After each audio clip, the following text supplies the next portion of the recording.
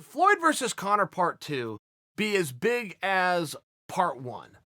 And you've got a couple of challenges there because none of you know how well part 1 did. Now, we can all acknowledge it did very good business, and if they ever thought about doing part 2, that would mean it did even better business.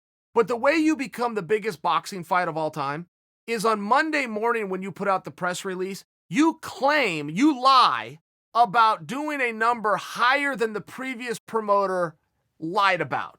That's how you do it. It's never verified, but it's more than happily reported and regurgitated for the rest of time. So if you want to be the biggest fight of all time, just write that number down and send it out. Nobody at Time Warner, nobody at DirecTV, they'll never confirm it. They'll never deny it. They'll never even be asked by the media. Write the number down that the pay-per-view did, put it on the AP, and you get the biggest fight of all time. But I will tell you this, it was still a very big fight. Here's the thing that has to be understood, okay? Floyd needs Conor. Conor does not need Floyd. Now, I do believe that Conor would like Floyd. I think that he would really like to go do that boxing match again. I think $100 million is probably very appealing to him. But I would encourage Conor to have Floyd show the same kind of courage that Conor shows. Here's the example. You say anything you want about Conor McGregor. If you say he doesn't have courage, if you say he doesn't have guts, if you say he doesn't have balls, it's just not true. That's just not true. He's covered the spread of 3 different weight classes. He's been in 2 different sports. He's done anything that's ever been asked about him. The man has courage, okay? It's time for Floyd to show a little of that. And if he's out here begging for Conor, and he is now begging for Conor, but if he's going to do that, since Conor came down and danced every tune that Floyd wanted the first time, Conor's now a 170-pounder, according to Conor. If Floyd wants to come up to 170 pounds, that would seem to make a level of sense to me. For Conor to make certain demands of Floyd instead of, okay, I do it your way. I'll concede to you this fight doesn't happen without you. I'll concede to you that I want it so bad, regardless of what's going to happen. I'm going to come back down to 153 pounds. I'm going to walk through everything you want me to walk through. It would just seem to me that Conor is now in a position to flex a little bit. And one thing, guys, we need a variable in this fight. And we'll make it, believe me, as a member of the comes out and talks to you guys, helps with the media, I'll make it about any damn thing you want to give me. You want to change the gloves and drop them 2 ounces? Great. You want to do it in a cage instead of the ring? We'll go ahead and sell that. Fine. But you have to give me something that's different. I don't need to see the same 2 guys doing the same contest and the same rules at the same weight class. I don't need to see that. And then try to make believe you're going to have a different outcome. We saw the judges that all leaned towards Floyd. I realize those judges were incompetent and corrupt. I'm well aware of that.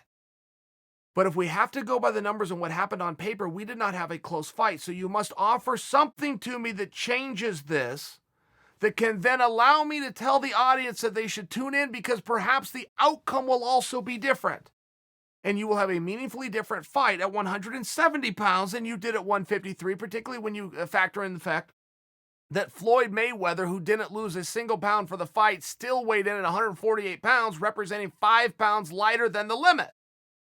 In addition, Conor got into the ring around 167 or 168. So if you make the fight 170, you got a very sellable feature here. You got Floyd showing some courage instead of just coming with his hand out every damn time. And you have something that changes the talking points, particularly with how well we've seen Conor compete at 170 as recently as this last weekend. But Floyd somewhere for me. This is for me. This is for Conor to decide. This is between Dana, who reps Floyd, Bob Arum or something along these lines. That's for those guys to figure out. None of my business, in all fairness. Chael's opinion just isn't going to factor in here.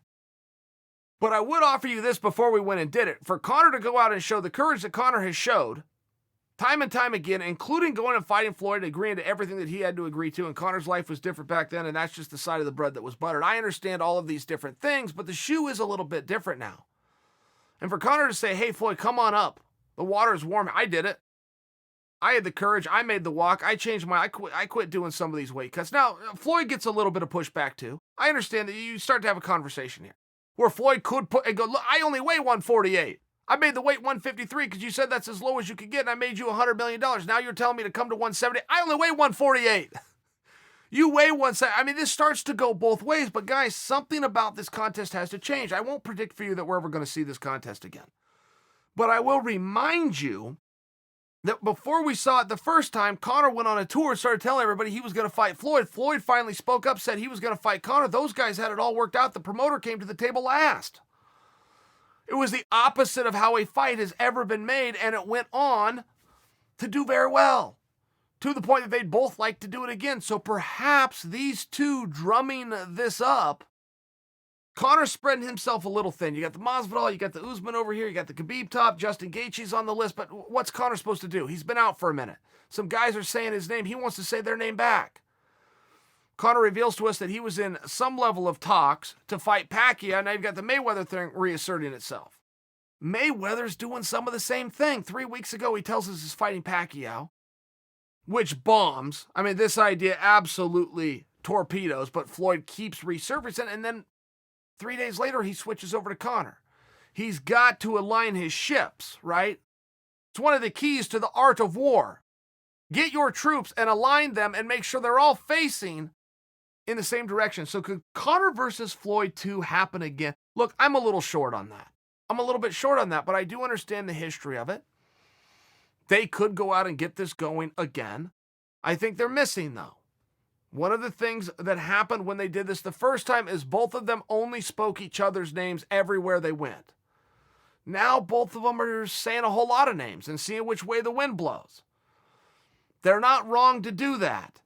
But this is a long shot, and if they want history to repeat itself, they need to remember what history was, which is I don't like you, you don't like me, but we both understand we're partners for this thing, so you say my name and I'll say yours back.